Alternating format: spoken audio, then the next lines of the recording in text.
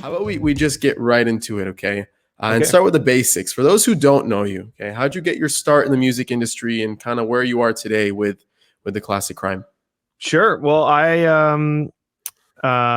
joined a band when I was 19 and dropped out of art school to pursue that, and we ended up getting signed and toured the country for several years. Played on Warped Tour and summer festivals, and went out of the country a few times too. And we had a pretty successful run, but by the end of our tour, our record contract, we'd spent about 6 years on the label. Basically every time we have a record, the label provides the money and then they recoup the money from the sales of the records.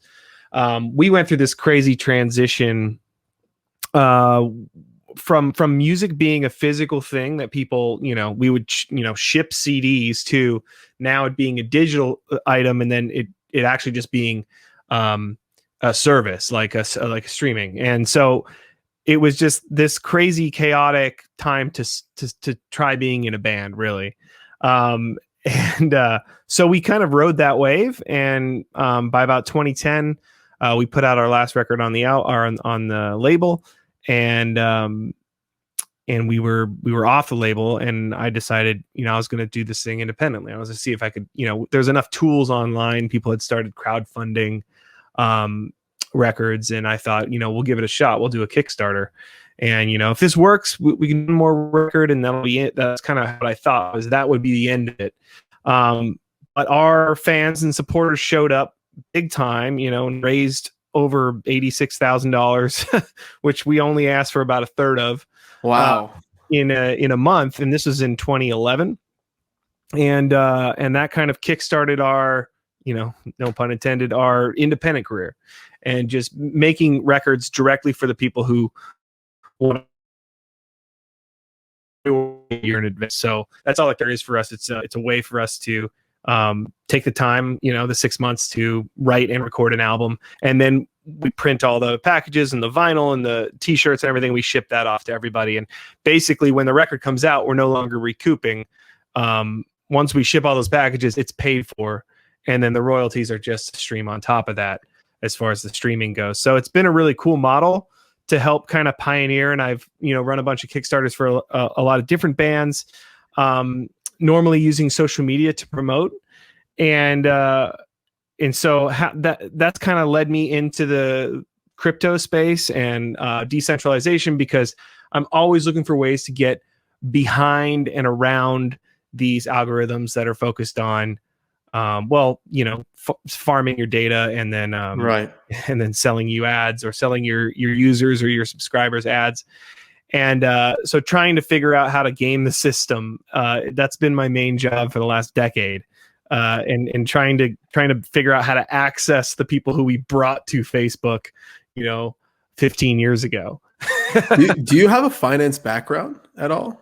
Not finance, no, just marketing. I'm a musician predominantly, and I became sort of a digital marketer just because I needed to, because it was, that's how I could fund my music. So Crazy. Yeah, you guys are obviously pretty early in the whole crowdfunding game as well, and crypto is just that natural progression next into crowdfunding 2.0. And we'll kind of get behind the story behind Crime, your social token.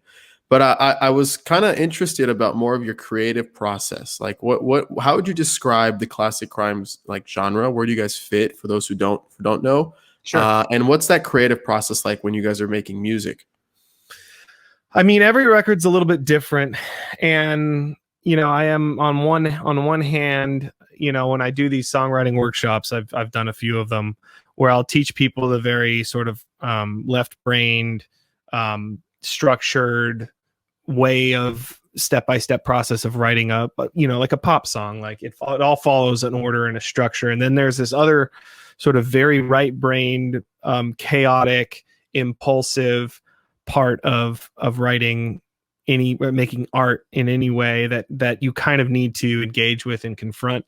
And so it's hard to really speak to the part that's unspeakable. But my process in general is, in the last two records, I actually funded before I'd written anything, and the goal was to bring people alongside into the writing process.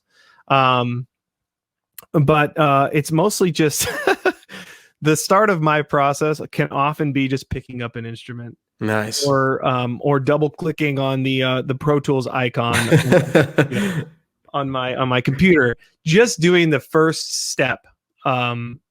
And because the process can often be kind of linear, and you just start going down a path and you start chasing a thread of something. You play something, you like how it sounds, and you just keep playing it, and it goes somewhere else. And as long as you're there to follow that process, you can often get someplace kind of cool. So it's usually just, my process is just to start the process without thinking too much, and then hopefully it takes me somewhere. Nice. And how has the classic crimes genre and style evolved over time, would you say? I mean, we were 19 when we started. Crazy. That's so young. Yeah, that's so young. 20. Yeah. So we were just just starting college.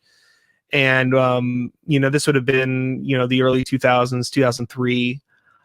So there was a lot of bands that we kind of like wanted to emulate that were like more in the sort of emo, post-hardcore punk rock realm.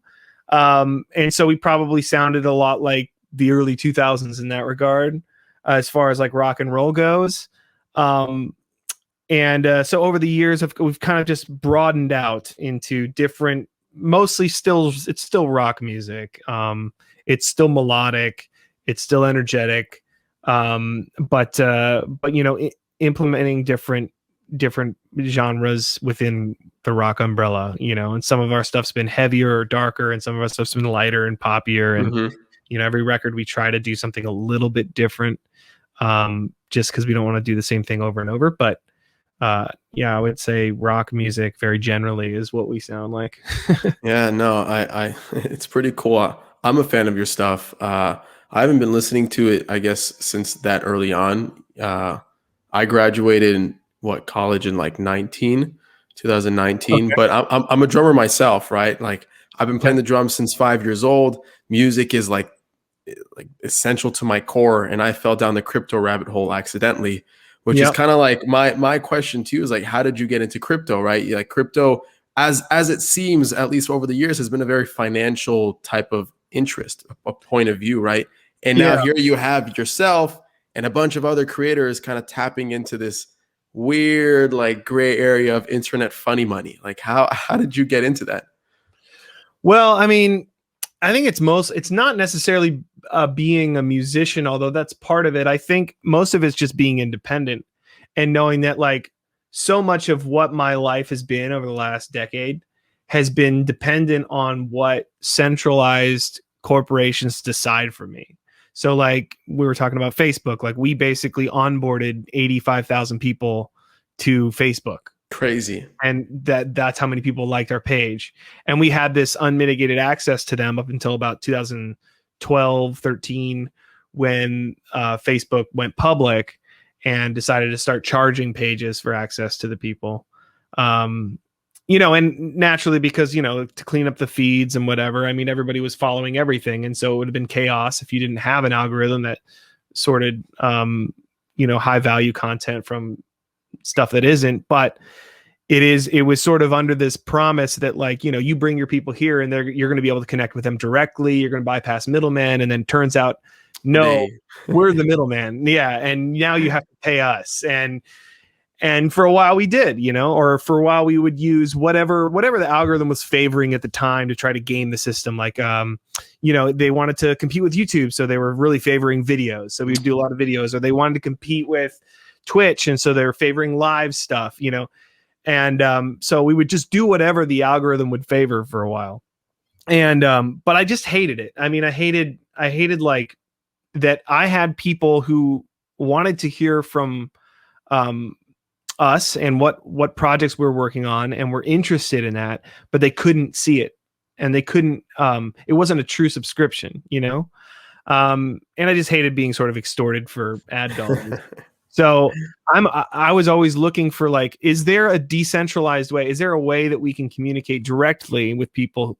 I mean, even if it's less people, like it It doesn't have to be 85,000 people. I mean, that's a lot to ask for all at once. But if we had 1,000 people, there was all those marketing, podcasts and books about 1,000 True Fans and all that. And so I sort of got on that kick, like, well, we're not really here for the masses anymore. There are people who will support us as long as they know we're doing something. They'll back it. Right. Why can't we sort of nurture and gather together a community in a decentralized way? And then, of course, in 2017, there was the big Bitcoin went sort of parabolic. And so, that's when I knew about Bitcoin before, but I was like, holy shit, this is something real, I had a podcast at the time called Don't Feed the Trolls. And it was me and my co-host, Nate Henry. And Nate bought like a whole Bitcoin at like 8,500 and rode that to 20K or whatever. And so I got in a little after him. I bought around the top, but then alt season followed, and then we were doing ICOs, like whatever that criminal John McAfee said. we lost our ass a few times on him. We were just learning about it, and so but the promise was that like there's this way that you could sort of you could guarantee digital scarcity, which is something that like my band going through, the physical, like, hey, everyone buys CDs, to now, hey, everybody buys MP3s, but not everybody. I mean, because they can just send those MP3s to other people, or they can burn them to CDs. And then so it's like you can just have one MP3 is a million MP3s. It doesn't matter, There was no scarcity with digital. And the whole industry felt that. The whole music industry felt that because the money dried up and labels couldn't, promote as much, and bands couldn't do as much without they'd have to tour all the time. So the idea, like, kind of what happened this cycle with NFTs was that really got me thinking about like, oh, you can make the art that we make, which is purely digital files, scarce potentially, that we haven't done that yet.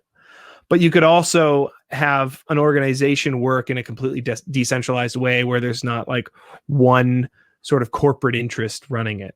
Yeah. Which is kind of the thing that appeals to me about, blockchain in general. It's funny because your early adoption of Facebook, you guys being an early user, being an early contributor, also being an early like driver for its initial user base, right? You're saying you brought in 85,000 fans. Right. That's a lot. That's a lot. They might have signed up anyways, but like when we took over our Facebook page, there was about 8,500, and like I personally grew it 10x from that. Got you. Just by engaging with people. The point of view and the ethos of a lot of these new Web3 primitive based platforms is that if you help contribute, you also earn, right? And imagine if Facebook applied that model early on and was a pioneer in that, and basically rewarded all of its users, which I don't even think they needed to an extent, right? Because a lot of what people are doing right now, they're seeing these Web 2.5 platforms, Instagram, Facebook, YouTube, how they're kind of taking advantage of users. Right. And now this new kind of wave, this new revolution is kind of being birthed from that. Yeah. Right. And I guess no one could have really seen that was like the next, I guess, transition from you're a product of the platform versus now the platforms are going to be after you, the product. Right. So when you guys are kind of building your fan base, like at least now that you're kind of entering more of this crypto space, how are you kind of reimagining growth and reimagining ownership and reimagining, scarcity? Because that was important to you. Like, how are you thinking about that now? Well, it's crazy. We didn't really design. I mean, my way of being in the world is just to go do things and then learn about them as I'm doing them. So I don't really, I have a hard time being theoretical. We could have a meeting, but like I have to go do something immediately after that. We can't talk anymore. That's how I figure it out. So doing the currency thing, like I had been watching during quarantine, I've been watching some streams because I got back into playing StarCraft 2. My brother-in-law was like, "Hey, come play StarCraft 2 with us," and it seemed like a social thing to do because we were all locked down. So I started playing that again. I was like, man, this is the best game ever. I mean, it's a crazy real-time strategy game. And I started watching a lot of streams on Twitch and learning how to play. One of the Twitch streamers had a coin. I had also we had toured with a band called Portugal the Man back in the day. They had a token on Rally as well. And so I'd seen people come out with their own tokens, and I'm like, what are these tokens really about? What are people doing?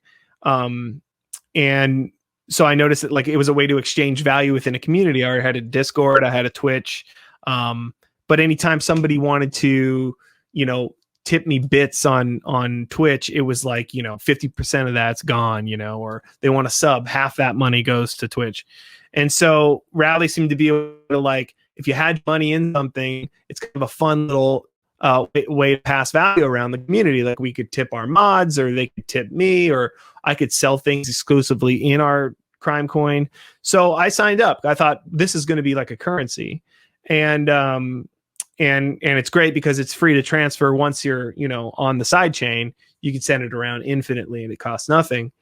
But what ended up happening was people bought in immediately, and then it went like up a lot. And then they saw rewards come in for just holding it.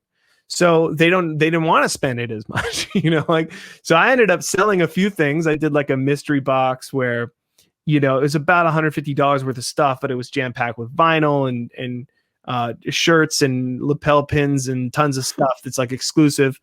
I ended up making like physical coins that we sold that were like almost 2 inches in diameter.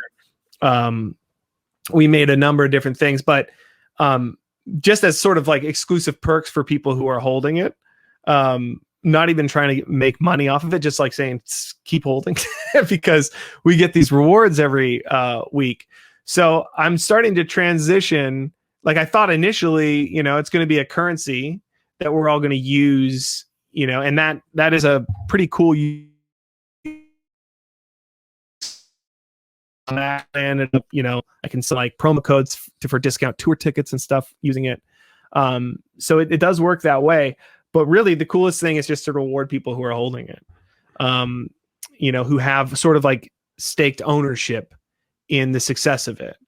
And that seems to be like they're happy to hold it and collect rewards if they're getting rewards, or to play poker for. I play poker every week with people, 10 people. Using the currency. Using the currency, yeah. Really? How does that work? We just have a website, and it's actually a really good website that some guy made, pokernow.info, I believe it's called, or poker, yeah, something like that. We just send a link in our Discord channel that's like exclusive to bag holders.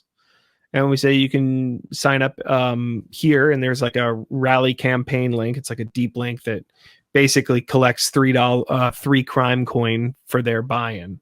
And then I can just look at my wallet and see who's bought in. I can let them into the game, once they click through the link, and then we're all basically 10 of us around a table with video and audio playing a real game of Texas Hold'em. So that's pretty epic. Yeah, it's pretty sweet. That's a new perk. I've interviewed a few people so far for the podcast, and that's a like a value add, a utility that I haven't really heard from, like using your token in poker. That's pretty cool. Yeah. Like I feel like that's like how these creators are winning, is that they're finding unique ways on how to spend their social money, right? And how for users to accumulate. What else have you kind of approached and have done to incentivize users to hold? You sold physical goods, but I guess like how do you approach that exactly? I just am coming up with random stuff. Like I'm talking to people in the Discord, and like that's the thing about, I mean, it's the spirit of decentralization, is that like I'm not some corporation who's like has a plan to extract money from my customers. I want to give you what you want. So what is it you want? What do you want to do? What could we do that's fun, that like encourages everybody to either buy, spend, or hold our currency? And they come up with ideas. And like, the gold challenge coins that we made 100 of them, and they're like laser numbered. That was we call them bag holder. That was our bag holder's idea. Like people were like, yeah, I want this. so I basically just go about making whatever they want usually, like one thing at a time as far as that goes. But yeah, the poker thing, we're at 13 weeks doing a game a week so far. And that seems to be fun. People come back and there's we have a leaderboard of who's got the overall winnings. Mm-hmm. So, there's a sheet that updates it, that links that you can link to the Discord with a command. And so there's ongoing sort of rivalry stuff and legacy stuff. That's cool. And I just think whatever they want in the future, as long as we're all just earning from this thing, earning rewards and perks and stuff, I'll just make it because I can, because we together combine our powers to have basically resources to make things, essentially. I made a 7-inch flexi disc, which is something you can play on your turntable, right? Out of a song that I made with the community on Twitch. So we made this joke song called Hell Yeah, and it was supposed to be this tough guy song. And we made it kind of about the GME, short squeeze. It was just totally influenced by what the viewers were thinking of at the time. What's this about? And we just totally had input. We had group vocals. They'd send their vocals in, and I put that in the song. And then at the end of the day, we pressed the song into this little flexi disc, and I made 20 of them and sold those in the channel. Signed and hand numbered, these are really exclusive physical items. It's fake digital funny money that we all, put, invested in. So I just like bringing, it's almost like songwriting to me, and I'll stop. I'm sorry, I'm going off, but it's like bringing something that's not there into existence. And so the use of the currency is a means to birth new physical items. Yeah.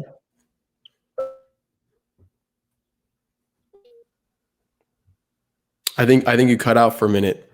Can you hear me? Oh yeah, I did. Sorry. Yeah. I'm here. I'm back. Okay. Yeah. I was going to say, so what's the business behind that, right? You're creating all this exclusive merch, right? How do you view that as now an entrepreneur when you're creating exclusive discs, right? Obviously they cost you something. You're obviously going to charge your fans a certain amount of the social tokens, right? Do you collect them, you cash out and pay for those expenses, or do you see it as a general expense that you have for the year? How do you kind of budget that exactly? And how do you make money from this? Yeah. And I only ask that because I feel a lot of people that are considering on doing this, they're okay, but I'm just people Rally or Roll, right? All these platforms is just printing value, right? They're just creating value. How can I actually use this to fund a concert? How can I use this to fund what you're doing, mini discs? Tell me more about that. Well, you can cash out. I mean, you can bridge out your Rally, and so Rally will start you with a certain amount of creator coins as a base. You're the main token holder, and then you can distribute those. I did a lot of price matching initially, where it's if someone buys 10 coins, I will send them 10 coin, and then go in manually do all these transactions, which encouraged a lot of more people to, all right, well, I get it, I get twice as many coins for the same price or whatever. And then what happens is the overall price goes up. Initially it was because the rewards were being paid out to back so the Rally rewards were getting paid out to back crime. And then because this is a, decentralized, you vote on proposals type governance token, they voted to pay everyone out in Rally rewards every week if you're growing as a community. So people started getting these Rally rewards directly into their accounts and going, wait a minute, they just sent me free rewards because I bought crime? And they're okay, buy more crime. Keep it going, double down. So value's created like that for everybody, which is kind of like the Kickstarter model, where it's you get a little bit from everybody and you can make something big. That's the crowdfund model, which is we prove that 5 times. A little bit from everybody, and we can make a big, nice sounding record that you can get delivered to your door in the form of two 12-inch vinyl. Yeah. So like that's kind of what I see this as too. It's like everybody sort of pitching in a little bit, so that, I mean, if I needed to press vinyl, and I needed to pay $10,000 to do so, I could bridge out part of my supply from Rally, swap it into USD coin, send it to Coinbase, cash out, and I would have that money in my bank tomorrow. So, I mean, that's how you make money, is everybody going, I want to hold this and I want the perks from it. And then the number goes up, the rewards come in, those rewards you can cash out and you can print stuff. You can make physical things from them. So, yeah. Why did you decide to go with Rally versus creating your own altcoin? And what do I mean by that? Your own traditional ERC20 that lives on the Ethereum blockchain, because right now you're relying on Rally to create your own cryptocurrency. That underlying value is pegged to the Rally token, right? Mm-hmm. And really, your token does well if Rally succeeds, right? So you're basing your business on someone else's success in a sense, right? Why decide to go through that route versus launching your own ERC20? And I only ask that because you have such a unique background where you realized how Facebook and quote unquote, excuse my language, like fucked people over. That kind of brought a lot of users and a lot of engagement to their platform. And I guess like why not, like, because you told me you took a lot from that, right? You were always trying to game the algorithm. So why go with another platform versus doing it bootstrap and creating your own ERC20? Yeah, I think the bootstrap idea was like, initially I thought, oh, that'd be cool. But then it's this sense of just a lack of security. You're out there on, Uniswap as an ERC20 token, that and just whales can just do whatever they want to you. Your value is dictated by the completely chaotic free market. Whereas if you band together with other creators who is a little bit more protected from the whims of the market per se. And I wanted the functionality of a platform and a website that would be adding features that would help my, I would want to have to develop all these features myself. So, and then also what sort of gave me security was Rally's decentralized way of governance. There's proposals that you can vote on if you hold an amount. My vote has some weight, and I've voted on some things. So people have ideas and they propose things to the community, and the community actually weighs in and dictates whether or not they connect their MetaMask wallet, and that holds a certain amount of weight based on how many Rally's tokens they're staking versus how much they have in their wallet. And so everybody votes. And so if something was happening that was against the core spirit of the Rally mission, at least the community could come together and vote about it, which is not the same with a Facebook, for instance. Yeah, that makes sense. Makes sense. I guess like when I talk to creators, I talk to musicians, influencers, internet personalities, and they're debating on how should I approach this, right? Should I go with a roller Rally where technically my success is pegged off the value and the success of someone else, right? Also, it also like not entirely like your currency, your network does well based off the supply and demand pressure too, right? It's not just them, but like, should I peg my value based off someone else's business, someone else's token, or peg my value in a more decentralized manner where the tokens that I create now plug into like, let's say if you did the ERC20 token, right? These tokens, your fans could use them for like the greater DeFi ecosystem, right? And you could collaborate with like Aave or Maker, and maybe even lend out these tokens and create like a cool like finance hub for the crime token and whatnot. I don't know, like all this shit. Like the cool thing about it's so early, right? There's so many different approaches you could take. And I don't think we're stuck with. Because Rally can turn our coins into ERC20 tokens. Okay. So and I think they've actually done that for one so far.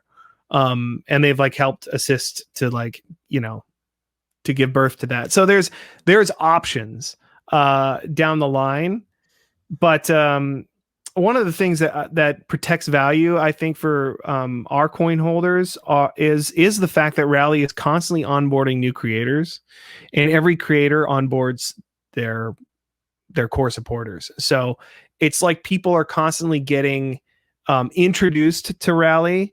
They're constantly buying creator coins, which are taken to Ethereum mainnet and using their money to buy Rally from the mainnet to back the creator coins. So being in crypto through a 2.5 year bear market, I'm like, I kind of want to be protected from like going to zero. You know what I mean? Like, because so many alts go to zero. Yeah. And to me, one of the best ways to protect your altcoin from going to zero is to have it backed by an altcoin that is constantly onboarding new buyers. And that's what Rally's doing. Every time they have a new creator come in, that creator brings in 100, 1,000, whatever, new buyers of Rally, essentially. And that creates a nice like price floor for Rally that like it can't go to zero because people are using it. It has an actual use case. And people are using it and people are buying it every week. So yeah, no, that makes sense. I hear you. I think it's definitely an approach to the argument. What's up, guys? Really quick, just want to shout out our amazing sponsors who are helping make Season 1 a reality. Season 1 welcomes Coinvise, where you can create a personal or community-owned social token on Ethereum. Coinvise also helps you create incentives through token rewards and bounties, NFT business models, and bot integrations for Discord. Go check him out at coinvise.co. Season 1 welcomes POAP, P-O-A-P, short for Proof of Attendance Protocol, which enables a novel way of creating one's life diary. Leveraging NFT tech, POAP facilitates an easy way to mint non-fungible tokens related to meaningful events.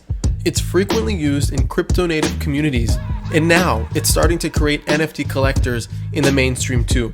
They are hiring for roles like biz dev, key account management and operations. You can apply by visiting adamlevy.io/POAP.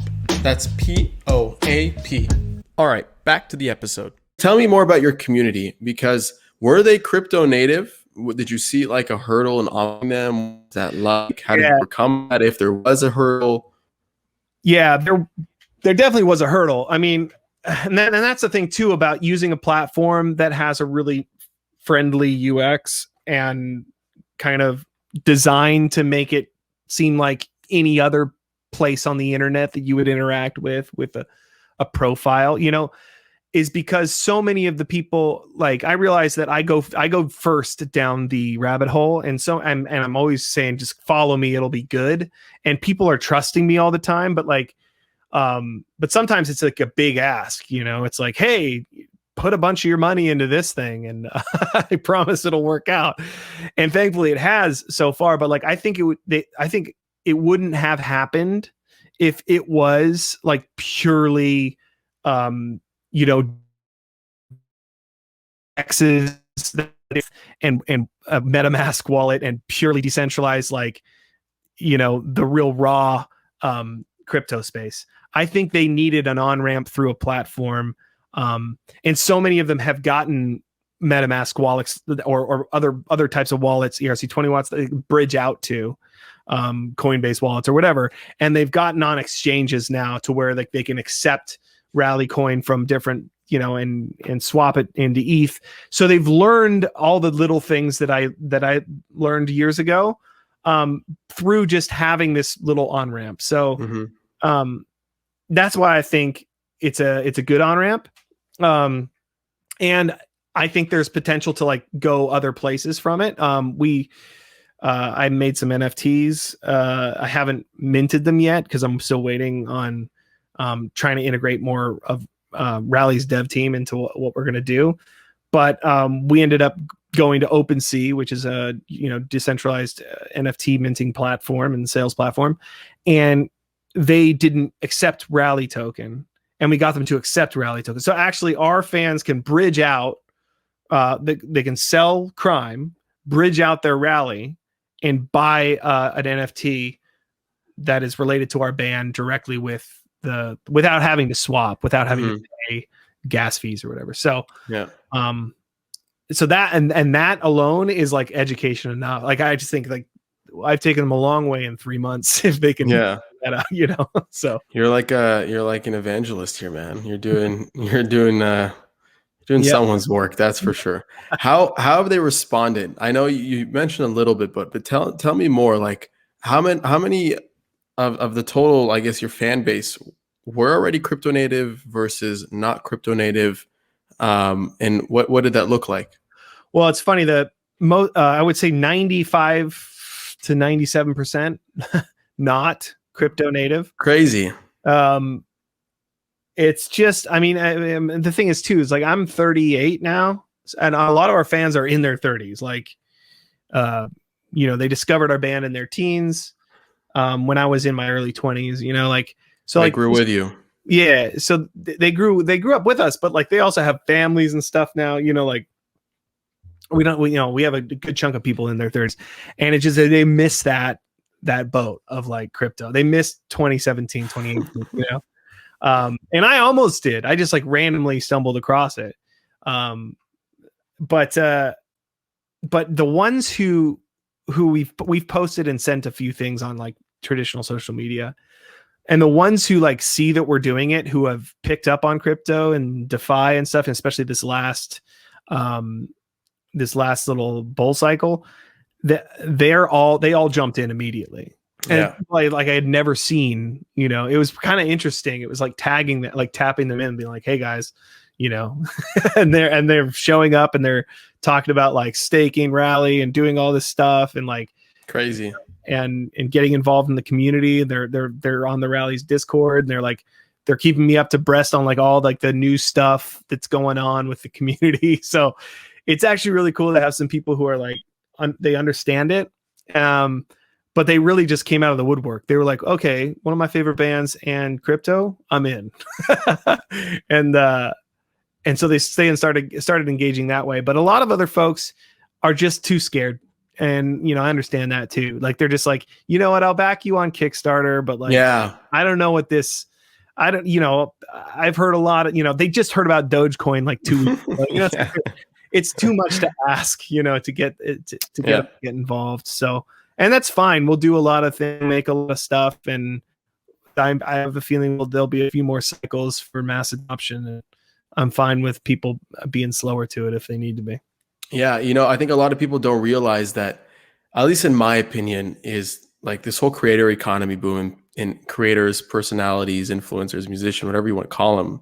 They end up tokenizing themselves and bringing in a lot of like the next super non-crypto native audience into crypto. And they're really bridging the next wave of mass adoption here. Like you'll have the shit coins, you'll have Elon Musk memeing and tweeting and driving market manipulation, whatever you want to call it.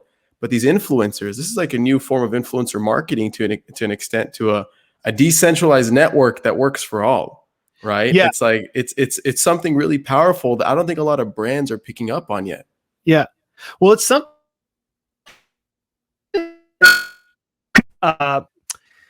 It really is. Yeah, like the Kickstarter thing is the best. It's the closest thing that comes to it, because it's really just cutting out a middleman and having like a pure relationship. And the relationship wasn't just transactional. It's that like, if you give me the money now that you would spend later, like I will bring you through the process of making this, and you are actually an integral part of it. It's not just someone else gave me the money for this thing, I built it, now I have to sell it to you to pay them back. This transactional thing, it's more like you're a part of something with the creator. And I think that had sort of psychologically a big effect. Like I thought, we did our first Kickstarter, there's no way everyone's gonna come back and be a part. And like every time it's been more and more people, because it's such a fun experience to be a part of something as a community, and just knowing that we're all community minded people. It just as human beings, you know, social mammals, it's just such a powerful thing that I think our culture specifically has gotten away from. With you have the producers and the consumers, and there's this separate sort of this chasm between the two, and there's one, you know, and there's this facade of like marketing that like hides the real truth, and it's a lot of deceit and deception. And I think people are tired of that way of like that sort of Mad Men marketing and the in between, the middlemen between the consumer and the producer. And I think people are really ready to be a part of something. And if you all have a currency, it's like a digital language that you all speak, that sort of glues your community together, that and it's value that you can transfer within each other, or within the community, and then the value that affords you exclusive things that are related to the content at the center of the community. So I see it as like a glue. Yeah.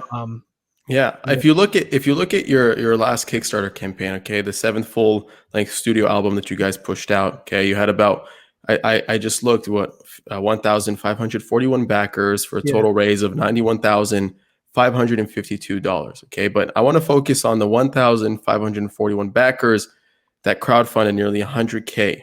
Okay, crazy, first of all. And now if you look at Crime, because it's crowdfunding 2.0 essentially, right, with a lot more benefits, a lot more twists, right? Because you could essentially crowdfund your next album using Crime to an extent, right? Yeah. But if you look right now, there's about 307 supporters, right? I don't know if that equates to actually holders. Is it more than 307 holders? I think it is 307 holders, if not. And the token is currently trading at $13.24, based off I checked like 30 minutes ago. Okay. And it's crazy to see the amount of value that Kickstarter is generating. And I guess my question to you is, like, how do you now migrate those people from Kickstarter to now accept and crowdfund using Crime, so that you don't have to rely on another middleman that's taking another cut, right? And they provide the nice UX, they provide the nice experience, right? The onboarding, the credit card, all that shit, right? That makes it important. But now how do you bring the next wave? So you're just like slashing middlemen and like thinning it down and leaning it down to the extent where it's just you and the community. How do you do that now? Oh, that's kind of the dream, is that, like, I even thought, because I was talking to some people who build on top of Bitcoin.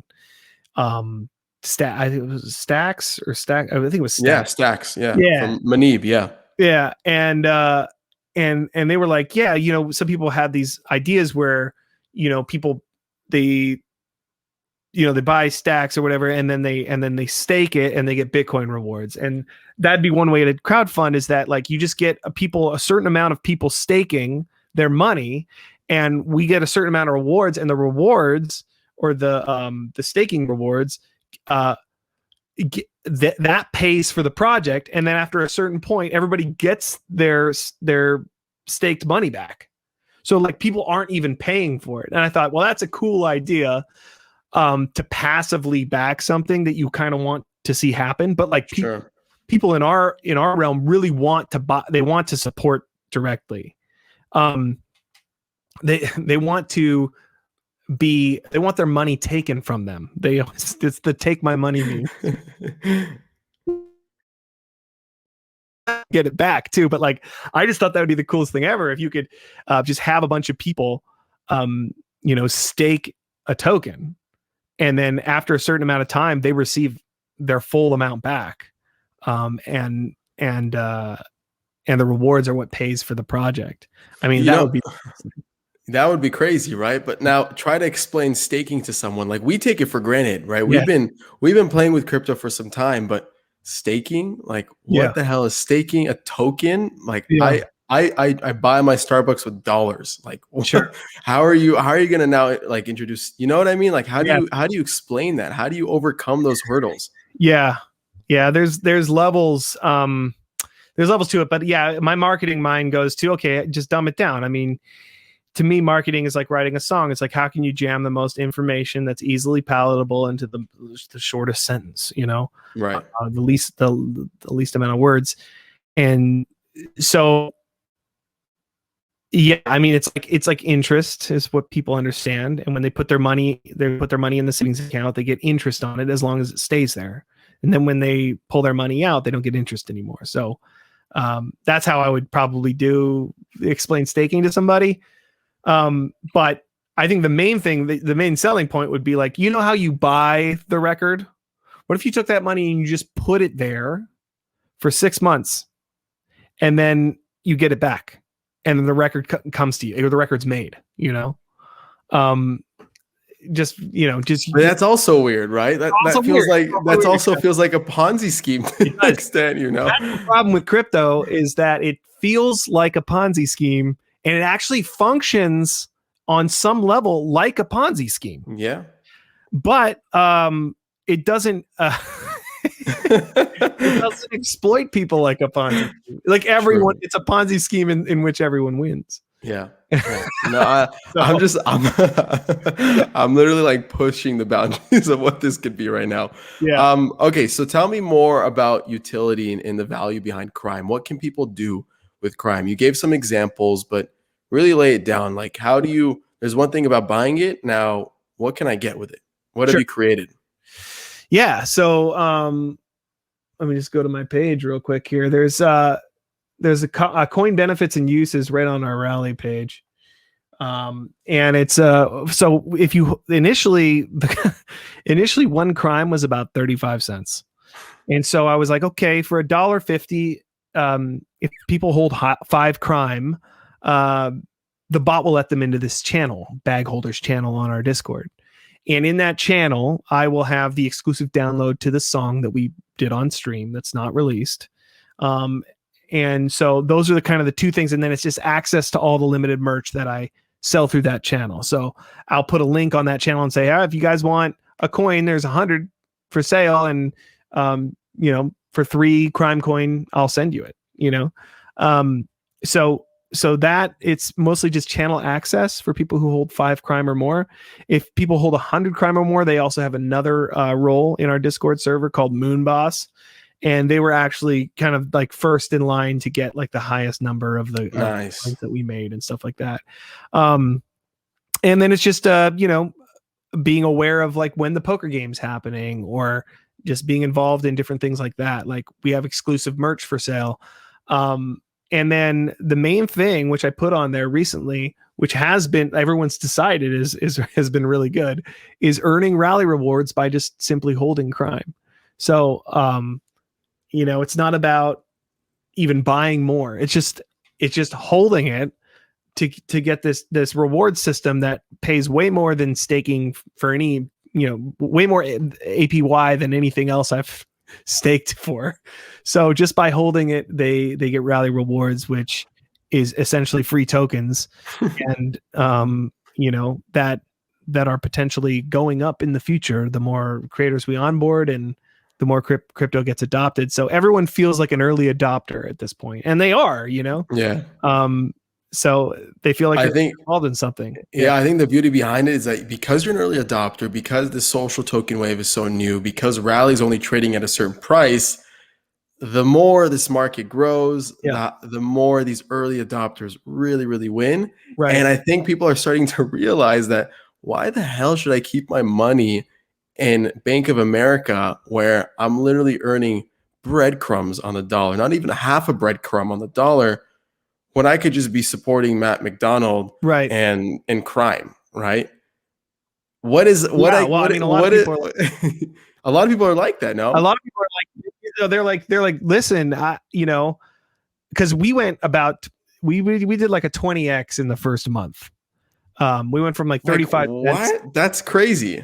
To like $7, because Rally went up to over $1, right? And then everyone bought it, and so the sort of like the tokenomics of it, the price went up, and people were talking about like, oh, I can finally like buy my new truck, or I can get like my I can get my dental work done. I have to get it like a root canal, and it's like $1,200. And now I never thought I would buy this like token for a band I liked to get exclusive merch, and now I can do like dental work on my mouth. Dude, you're not only producing music, you're saving people's teeth. Like, exactly. I was like, that's amazing. And obviously, like, if you have to if you have a toothache, sell your Crime and fix that, like it's not, I'm not trying to get people to hold, just so the price goes up forever. But at the same time, it's like, it's kind of cool to see people use it for actual real life things and not just consuming, entertainment, which is what it was sort of set out to do. Now they're like improving their actual like physical lives with it. So Yeah, but that's like the sunshine, rainbows, and roses type of market. But then Sure. you have Rally falling below $1, Sure. and all these fans getting like somewhat fucked, right? Well, the beautiful thing about it too is once you get in, so the dollar number is what you're looking at when you're just in ape brain. You're like, hey, look, it's this amount and it goes up this amount. But the more you pay attention, the more you realize there's a ratio of crime, rally per crime. So initially it was, you start out with a ratio of 1.1 rally per crime. So it was one rally plus 10% was the price of a crime coin. And eventually that's gone up to over 21 rally per crime. So the price of rally may fluctuate, but the value, as long as people hold their money in crime, one crime will always be 21 rally. So, rally can go down, but we're still earning rally rewards, and as long as we hold, we still have more rally than Sure, you might get like the number of rally and still like association to the number of crime, but the price of rally and the value of those numbers fluctuates with the health of the market. And the more you interact with this platform and this side chain, the more you realize that this is something that actually has a lot of future potential. Right. They plan on getting 10,000 creators. We were in the first 100. Yeah. So like buying and holding these coins that are worth rally it seems like a really smart thing to do.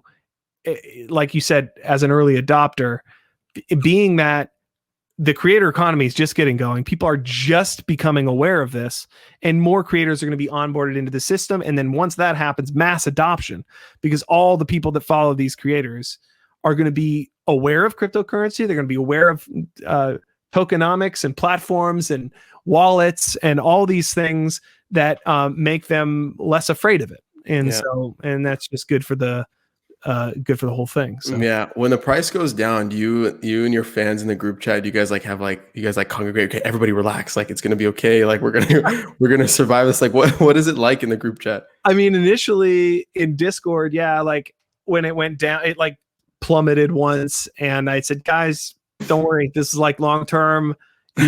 Rally goes up and down.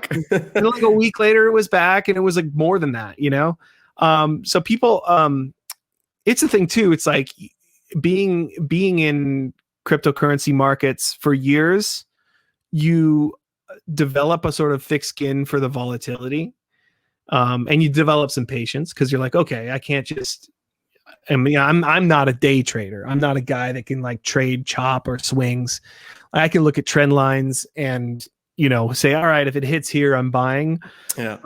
But you just learn patience overall, and I think that's part of adoption, is understanding that like things go up and down, but it doesn't matter. Like,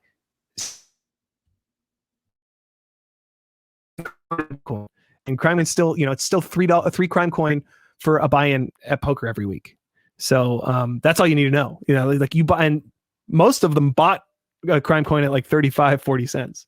So it doesn't matter if it goes down from $13 to $9. They don't care. What a way to make everybody more hardcore. Just like get them in on the pennies and let them ride the double digits. Yes. I love it. I don't want to take too much of your time. I know we're coming up to a close. So I have a couple like final kind of questions to ask you. So first one, I kind of skimmed the surface. You said it's the dream. When do you imagine yourself like crowdfunding your next album, like the 8th or the 9th or the 10th, using crime? What do you have a goal for yourself? Do you just like kind of seeing how adoption, like what's your thought process? Yeah, I'm pretty like an in the moment type of guy. Like I don't have like a 5-year plan. I'm mostly just trying to problem solve, and I get these wild hairs and I just I throw myself at something. So I haven't like decided that this is the way that I want to go, but I do see it as, crowdfunding turned out to be a long-term model that I thought was just a one-stop shop. And it turned out to be a model that people like wanted to they wanted to have multiple iterations of. They wanted to be a part of multiple albums for. And so if there's a way that I can integrate that with crime, I think that would be the coolest thing, because like that's obviously like what I've been working on for the last like 3-4 months has been all cryptocurrency related. So if there's ways I could sell perks to a crowdfund with crime would be like imagine being able, like, I'm just thinking out loud, imagine being able, so you have your Kickstarter page, right? Right. You have the different tiers that people can kind of buy, they can donate if they just want to support.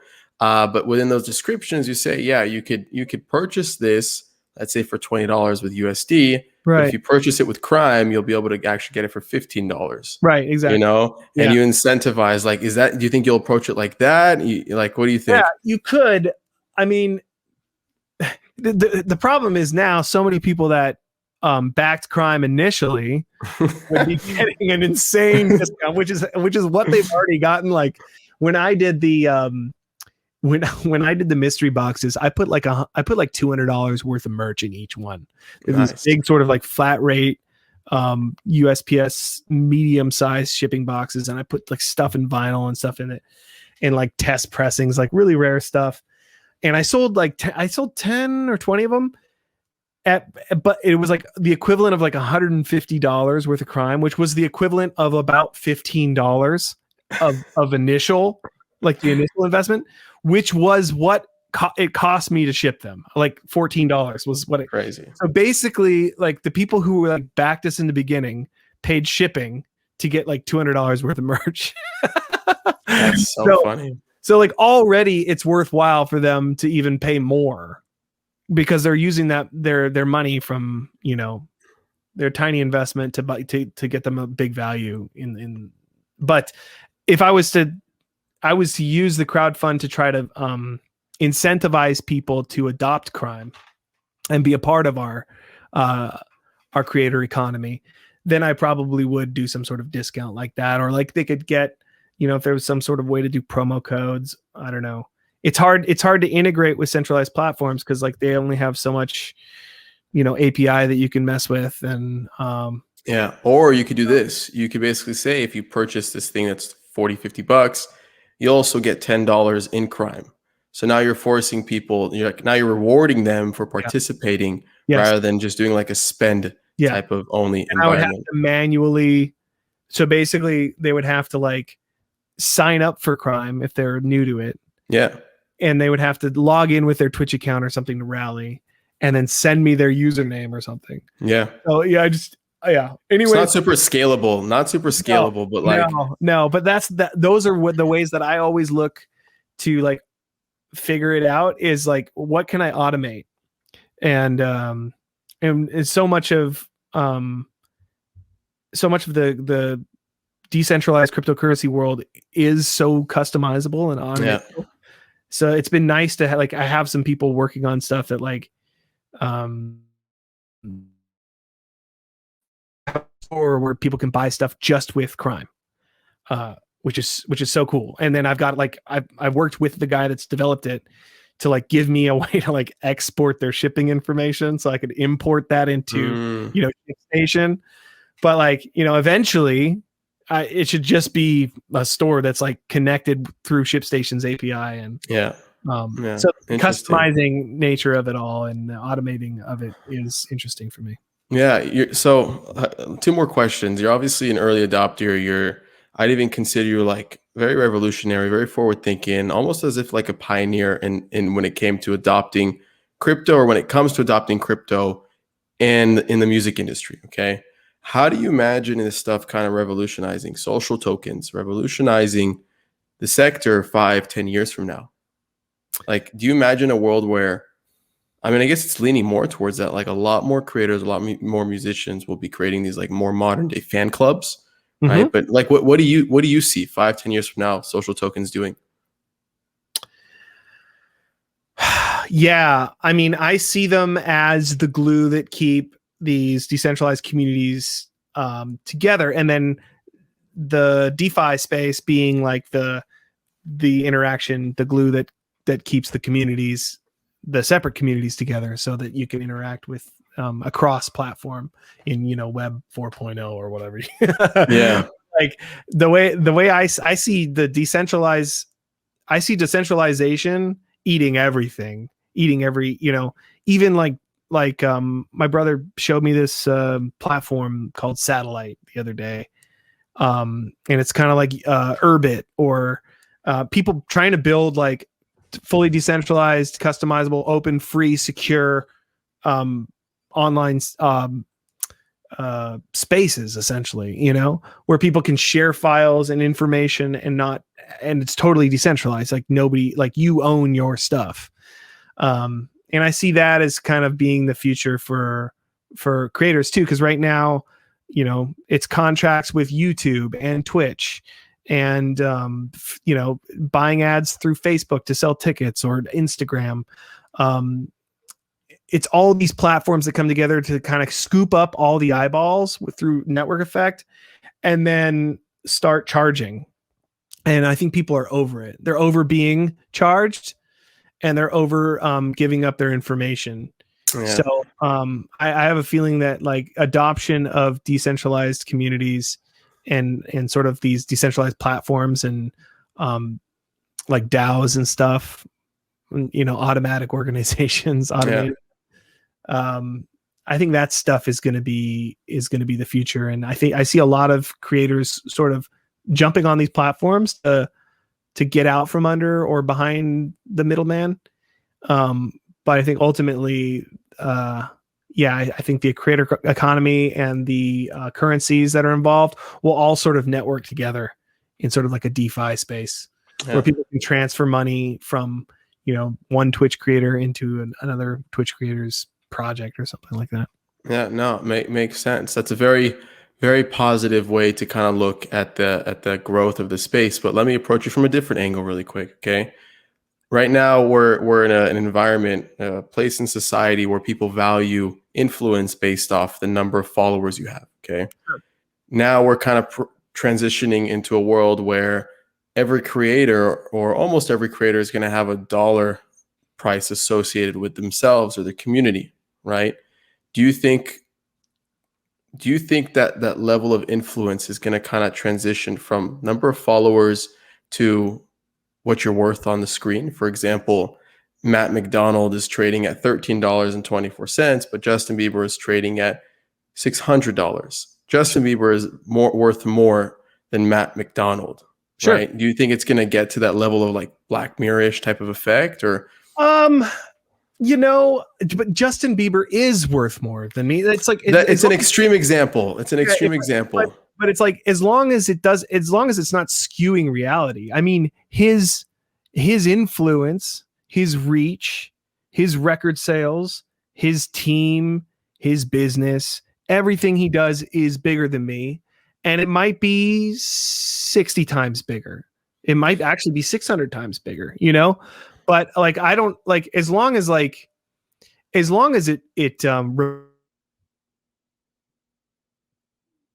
that having a hierarchy is that big of a deal, as long as like the little guys at the bottom, like me, are okay to keep making records, which is that's all they want to do. And there's enough 100, 200, 2,000 people who support those. I don't really care. I don't really care how big Justin Bieber gets. So let me take it from a different point of view then. So there's a gentleman by the name of Whale Shark. Okay, he's an anonymous figure online. Maybe you're familiar with him.